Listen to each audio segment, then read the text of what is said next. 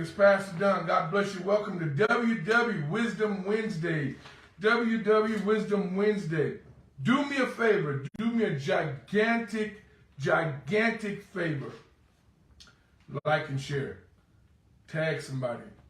This one here is staying with my attempt to encourage pastors and church leaders, and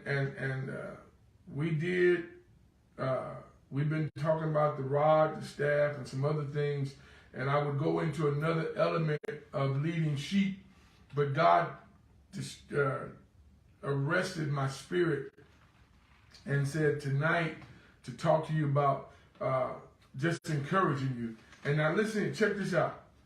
This I short this in and out. But I will tell you this. This thing blessed my spirit. This thing blessed my heart. It blessed me. And I just wrote it as fast as I could because I was getting excited and I wanted to get out here. And I'm going to hit you with it and I'm gone. If you don't believe nothing I tell you, believe me that leading people is one of the most stressful things that anyone could embark upon.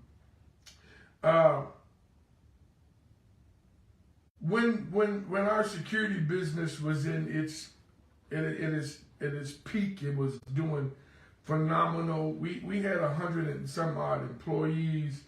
Brother couldn't sleep sometimes because you were trying to shift bodies around. You trying to figure out ways to sneak up on your employees and see if they're working. You got to cover shifts when folk call in at the last minute or do a no call, no show. You're trying to please your client. You're doing all these kinds of things, and then you got to stress out about payroll and blah, blah, blah, blah, blah, blah. All that. Take a second seat, back seat, side seat. No seat at all to pastoring. Pastoring is one of the toughest things I've ever had to deal with. Having had 2 unsuccessful marriages, pastoring, and one of them was when I say expensive and traumatic at the same time. Nothing compared to this pastoring. Pastoring is hard work. But guess what? It's something God called you to do. And if he called you to it, he'll grace you through it. If he called you to it, he'll grace you through it. So today, again, I won't tell you which one of my children, but I have 3 daughters, 2 sons. One of my daughters was on the phone with me. I spoke to 2 of them today. No, Don, you spoke to all 3. And we were talking, and I was encouraging them about, their career and doing some stuff they were doing. And one of them was going on about some deals that she's working on. And I was saying, it's tough to lead sometimes. But God has put you where you are. And God will take care of it. Do it. And that triggered something. I had to hurry and get off the phone with her because I started thinking about this pastoring thing and then thinking about my next time I'd be out here with you. So let me get to my point. I'm out. I'll come back to my 3rd part of the leading of the sheep. But I want to encourage you for just a few minutes. Pastors and church leaders, I want you to consider, I want you to take into consideration some qualities that are needed to lead. Especially right now where pastors are coming under such crazy ridicule and insult after insult. We pimping preachers and pimping pastors. We want your money. That's all we want is your money. That's all we want. And anyway, I'm not gonna get into that, but it's It's crazy. And then after all that, we still got to lead you. So this is what God said to tell you today. Lead with integrity. Just lead with integrity.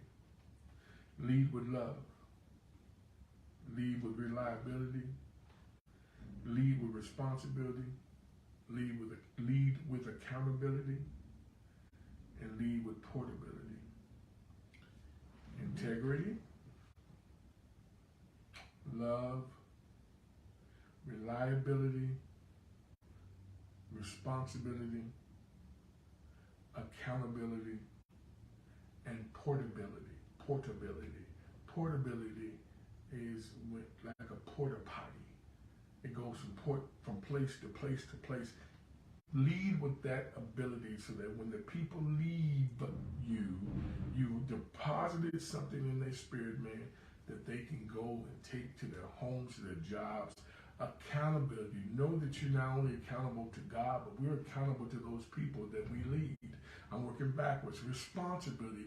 God, look here. The blood is at your hand, leaders. It's at our hands. Responsibility. Reliability. I talked about this in the Get Up Right morning drive devotional. Listen, reliability. That's one of the biggest problems with the church is we want the people to be reliable, but we as pastors sit up on this throne, for the lack of any word. And I say that very lightly. We sit in this position of authority. We want the people to be reliable, but we're not reliable. And then we want them to love us, but we don't love them. God said, no, I need you to remind them. And I need you to do it with I need y'all to have some integrity. I need you to have some integrity. Do this thing with some honor, with some class. So then I said, okay, integrity, love, reliability, responsibility, accountability, portability. I said, okay, God, what are you saying? Then I went on, and he whispered this and said, but while leading, know that there are people in the crowd who recognize your integrity. Y'all stay here. I'm almost done. They recognize your love. They recognize your reliability. They recognize your responsibility. They recognize your accountability. And they recognize your ability to teach and preach with a spirit of portability. But guess what? But they still are on a mission to detour you, distract you, and finally to destroy you. Even though you have all those things, you're doing everything God told you to do in the way of leading your people, leading the people that He's appointed to you, leading your family, because even in our family, we got to have some integrity, some love, and we got to be reliable, responsible, and accountable, and be able to lead in our family with some portability. So guess what? Everything I've mentioned to you, you can not only use it in your pulpit, use it in your passage, but you can use it at your home. Use it at your business, even if you're not the owner of the business. But check this out. There's always somebody in the crowd that's there purposely to deter you, to detour you, to detour you, to distract you, and finally to destroy you. But keep leading, because I read across something. Matthew 22 and 44, King James. Matthew 22 and 44. The Lord said unto my Lord, sit thou on my right hand,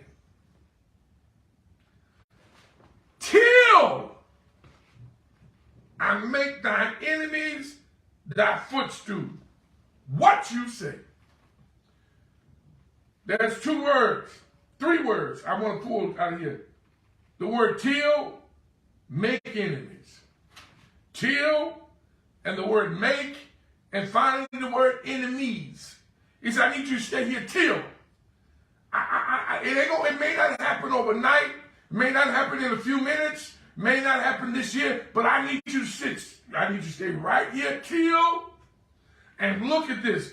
He takes the responsibility. He says, till I will make, until I make your enemies, your enemies, those who are trying to detour you, distract you, and to destroy you, until I make those, your enemies, your footstool. Keep leading. Even if you got to lead while you bleed, keep leading. God, I heard that. Even if you got to lead while you're begging God to relieve you of your leadership, keep leading. Don't you dare. Don't get deep now. Don't get hold. Don't. Come here, leader. Come here. You ain't been through a storm leading until you get so beat down and so frustrated and so aggravated, and you say, God, will you please take this away from me? I'm not telling you to get there, but the day it very well could come. Because I can't tell you how many resignation letters I've written. I wrote so many that God allowed somebody to steal the computer that I wrote them in.